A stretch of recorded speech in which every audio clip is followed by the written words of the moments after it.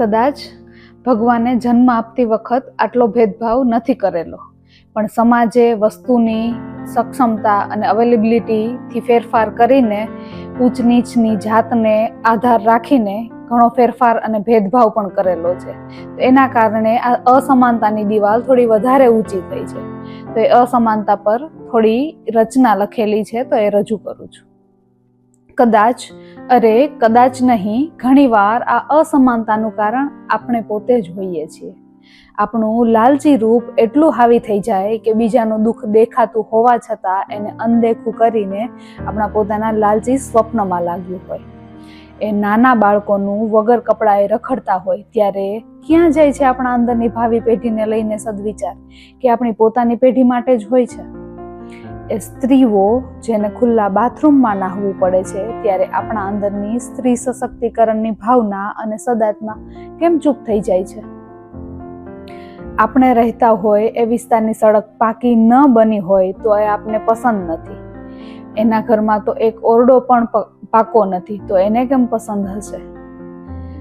આપણે વધુ તડકામાં રહીએ તો આપણી ચામડી બળે છે, જ્યારે એના નાના નાના ફૂલ જેવા બાળકોને તડકામાં રખડતા જોઈએ એના માતા પિતાનો જીવ કેટલો બળતો હશે. ઘરમાં અનેક બલ્બ હોવા છતાં આપણને ડેકોરેટિવ લાઇટ મૂકવાનું મન થાય છે, જ્યારે એના ઘરમાં તો એક જ બલ્બ છે, તો ત્યાં કેટલો અંધકાર હશે.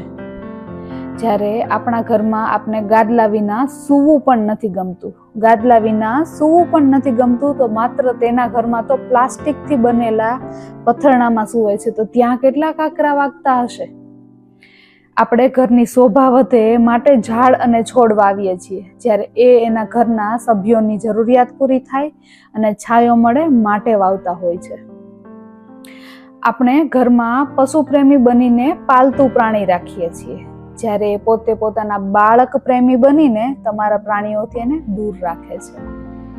ઘરમાં એક દિવસ જાણ બહાર જો પાણી ન આવે તો હાહાકાર થઈ જાય છે, કમ્પ્લેન ચાલુ થઈ જાય છે, પણ જ્યારે એના ઘરમાં એક દિવસ પાણી વધારે કેવી રીતના ચાલે એવી રીતે વાપરતા હોય છે.